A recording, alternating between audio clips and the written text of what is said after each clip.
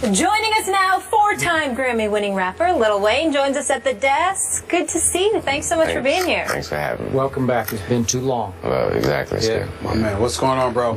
How you doing, Steve? Good. All right, man. I actually requested to come here. Did you? Thank you. Yes, I told Cortez. I was like, I need to get back. We're happy to have you. I got to start with some. I only got one request, Lil Wayne. What's that? I need you to speak up because I can barely hear you. That's all I ask. I got you. That's all brother. I ask. I got you. All right. You sound like I got to hear what you're saying to make sure that you ain't agreeing with Skip too much. I got to hear what you're saying. I He got doesn't you. want you getting contaminated. I got you.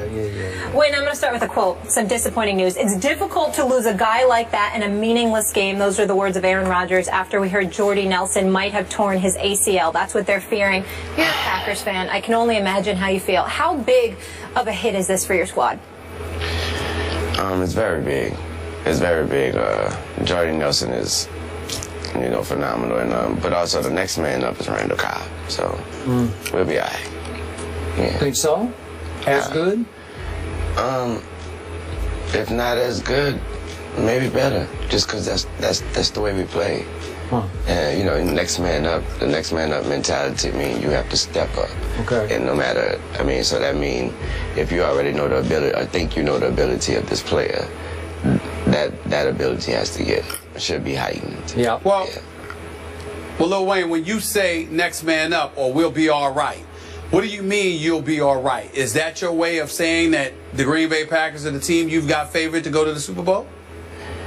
Steven, the Green Bay Packers are the team I have favored to go to the Super Bowl every year. All right. Yes. Okay. Every year. Is that every year? See, I didn't know that. Yes. I didn't know. You told that to Skip. I don't recall you saying that. Yes, I am a very, very big Green Bay Packers fan. And explain how that happened, because obviously you grew up in New Orleans, so you do have some Saints in your blood a little bit, right? Yes. But you became a Packers fan. How? My father, my late father, Reginald McDonald, he attended that Super Bowl game. They came to New Orleans. I think it was like '95 or something like that. That was the first Super Bowl that he was, in that of my time that I was able to see. So Pops came home. The Packers won. Pops came home with Packers everything, cups, towels, and I was trying to explain to him on the last show, and I was trying to tell him, see, when you're from the hood, trying to tell them those cups and those towels, they don't get, put aside and say, oh, remember that game. No, they get put with the real towels. So therefore, you bathe and use those towels every day, and those cups are used every day. So therefore, I had to use a Green Bay Packers cup, a Green Bay Packers towel every day. So when the Madden game came out that year, Brett or somebody like that was on the cover, and I was a Green Bay fan forever. And your Saints love is where compared to your Packers love? There's no comparison.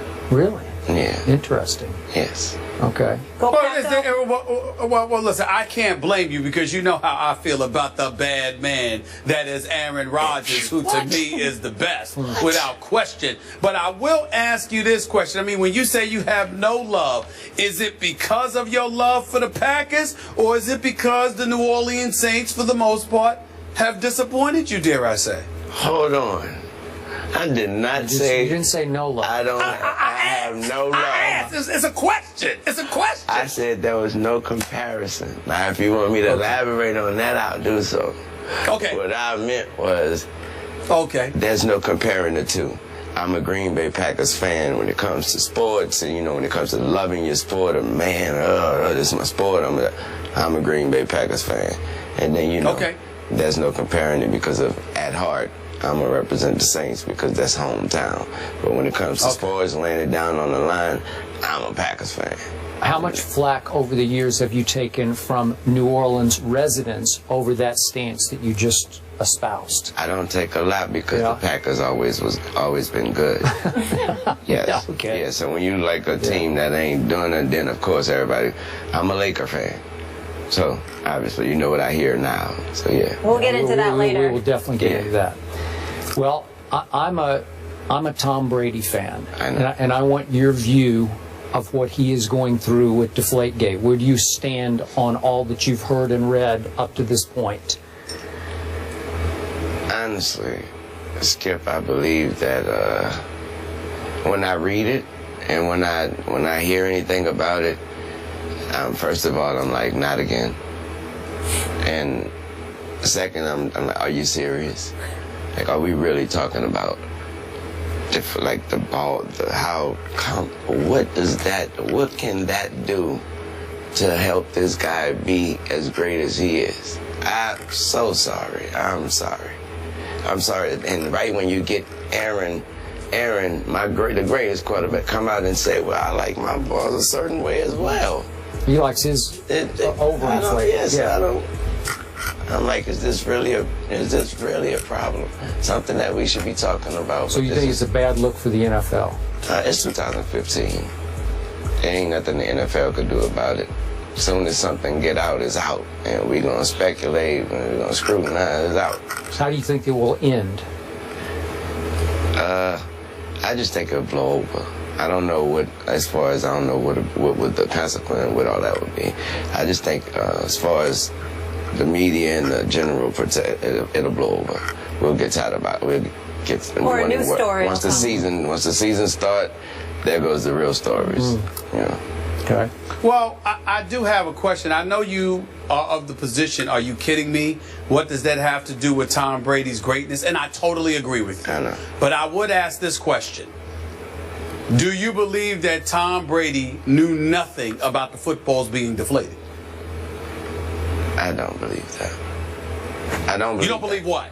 I don't believe that he knew nothing about the footballs being deflated. So you're saying that he must have known something? I believe he knew something. Okay, so by the letter of the law, should he sit for X games, 1 game, 2 games? That right there, I have no answer for. I am no judge. Okay.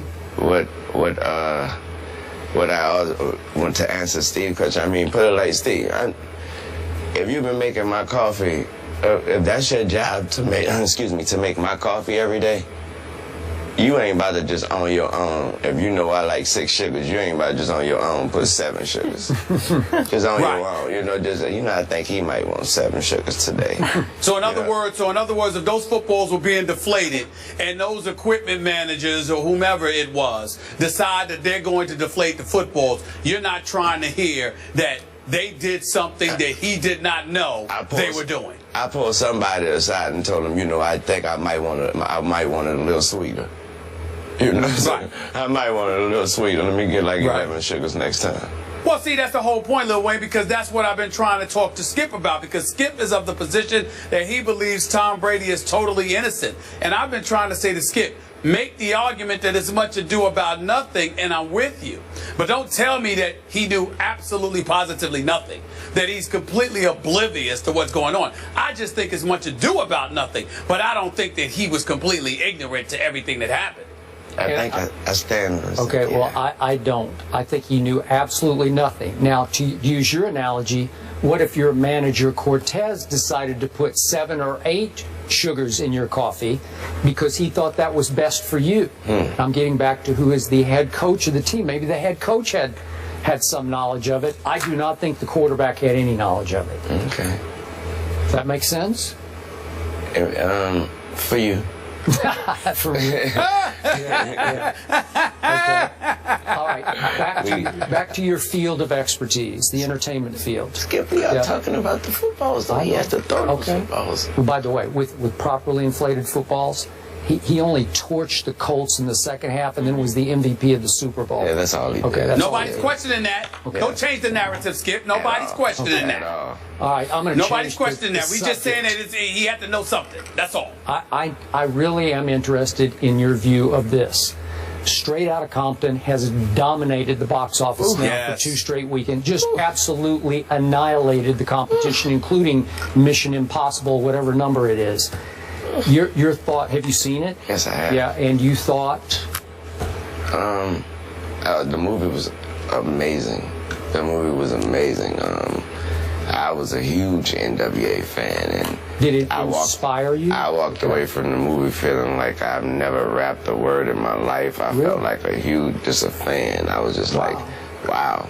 I was like, wow, that was a real good story. So it rang completely true to you. Oh yeah. Everything about it just was, come on. I was like, there's so many small things in there, and I think I was only able to peep those things, given the fortunate position I'm in myself. There was small things in there that I was like, wow, you can't write that in the script. That has to be real. Like what? To me, a small thing like when the Rodney King thing, when Eazy-E was sitting next to his woman, and he was watching the verdict for the cops, he cried. I said, that's something that's so specific that I'm not gonna tell them, hey, make sure I cry when the cops get a verdict on it. I believe that had to happen. He may have not cried, but he had to have some kind of feeling. With that said, at that time, if you would have asked me, do you think Eazy-E care about the verdict, I would have said no. I don't think he know what the verdict is. You know? So, yeah, I know a lot of people who cried once the Rodney King verdict came down. A whole bunch of people. I did. I was young. I remember the people in the room, in the living room where I was at. I remember everybody being quiet and looking back at me like, what you crying for? Because I was so young. I remember that. Yeah. Wow. I saw a bunch of older folks crying too. Yeah. Well, Wayne, we're just getting started with you. We got to talk about the Lake Show coming up. You ready? Do we? Yes. Yeah. Yes, we do. There's a Why lot don't we to just say? discuss Why don't with we the just Lakers, say Stephen the A. lake? Why don't we just say the lake? To say the lake show implies that there's a show, right now. Yeah, and I don't recall a show existing with the Lakers. I don't recall that in recent memory. I just don't get us started on your Knicks, because we don't have time for that. More first take after the break. Molly, why don't you take vacation? Why don't you go on vacation? You mean like the Knicks did? We welcome Grammy-winning rapper and friend of the show, Lil Wayne, back to the desk. And your squad, Kobe Bryant, he celebrated his 37th birthday on Sunday and posted the following on Instagram. First day back on the court, shooting about damn time. All right, let's get right to it, Wayne. Are Kobe and the Lakers, I don't know if we're calling them the Lake or Lake Show at this point, after that earlier, courtesy of Stephen A., are they a playoff team this year? I definitely see them as in the West, the Wild Wild West. The Wild Wild West, but I definitely see them as trying their hardest, you know. And you never know if you're really whoever you are. I don't care what team you are. You go out there every night and play your hardest. Anything's possible. What percentage of the great Kobe will we see this year at age 37? I'm not sure what percentage of the quote-unquote great Kobe we will see, but I can tell you right now what percentage of Kobe we will see is 100% at all times. Let me ask you a question. Yes, sir. When are people going to stop lying to the public and lying to themselves by telling folks, as long as you play hard, anything's possible? Is it possible for the Sacramento Kings to win the championship? Really? Is it? How about I don't know. Pick what? How about the Minnesota Timberwolves? Is it possible for them to win the ring this year? Really? I mean, could we stop with the nonsense, Lil Wayne? I mean, could you stop sitting up there? Listen, let's not lie to the viewing public in the nation, okay? You know, listen, everything ain't possible. You understand? I mean, look, hey, Skip, I like football. Can I go out there and throw and be a quarterback in the NFL if I work really hard? Hell no, I can't do it, okay? You just can't, everybody can't do everything. Let me answer the question again, Mr. Go ahead, Lil Wayne. Go ahead. Do I see the Lakers being a playoff team this year? Yes, I do. Thank you for clarifying that. I do. Not because if they play hard enough, and not because they have Kobe Bryant and they have players on the team that's ready to win and ready to play. And anything's possible, Mr. Smith. I will consider. Whoa. Don't say anything. See, you were doing fine until you threw in anything. Okay. Here's the thing: if Kobe Bryant is 100%, and if Kobe Bryant can play at a level we saw him playing at a couple of years ago, because even everybody's looking at the fact that his 20th year in the league, they're not looking at the fact that he pretty much has been going the last 2 years. So that wear and tear on his body hasn't been taking place the last couple of years. Exactly. So if Kobe Bryant can do what we've seen him do, I agree with you. But it will take that in order for them to make the playoffs in the Western Conference. It will take Kobe being great. Being good ain't good enough. Exactly. He's going to have to be great for the Lakers to get to the playoffs. Okay, now, with that said, I wouldn't say you go tell him that. I wouldn't go say I go tell him that. I already know who's telling him that. That person he wakes up and see every morning in that mirror. Okay. And you're always great on not. this. Yeah, I hear you. What'd you say? I would love to see that. I said I hope not, because that's only due to my my social life. I don't want to be in San Antonio and Cleveland and you. I mean, give me some other city other than one. I mean, one of them need to be out. Not both. For Miami, even though San Antonio is a better travel option than Oklahoma City. I didn't even think about it like that. So you're right. We're focused on the game over here. Yeah. Okay. Exactly. You've always been great about this. Project one of the rookies to be the best. Who of that group, Jaleel and Towns, and we could go down the list. You've always had a good view, a deep view of, do you see one of those kids you think will end up being a big star? I believe the Towns kid. I believe the Towns kid. I believe it's hard. I believe he has his head right, and I also believe that his natural talent will be. I believe he has the will to be sculpted and to be coached and to be. I think he walk on the court. He walk into somebody. He walk into the locker room. He walk into the practice floor with that. I don't know what I can do, Coach. You show me what I can do. So see, the Timberwolves could win it all next year, right? No, I just told you he could be great. Yeah. He was just teasing, because anything is possible. Yeah. Hey, Stephen A. Anything is not possible. Stop that. You're teasing. You know, I kind of like DeMarcus Cousins. I don't know. DeMarcus I love Cousins. DeMarcus Cousins is the best big man in basketball. You got it. DeMarcus Cousins is the best big man in basketball. It ain't about him. But I didn't need to even say Sacramento. I was actually thinking Minnesota. Okay. Little Wayne, thank you so much for being here with Thanks us. for having We appreciate it. All right, way to go. By the way, Flip Saunders, God bless him. Hope he restores, gets back to 100% health. Yeah. But Sam Mitchell needs to be the head coach for that team. Flip Saunders needs to go upstairs and be the president. Fair enough. Just a thought. After the break, USC head coach Steve Sarkisian is in hot water after some comments he made recently. You'll hear what he had to say when we come back. This is First Take.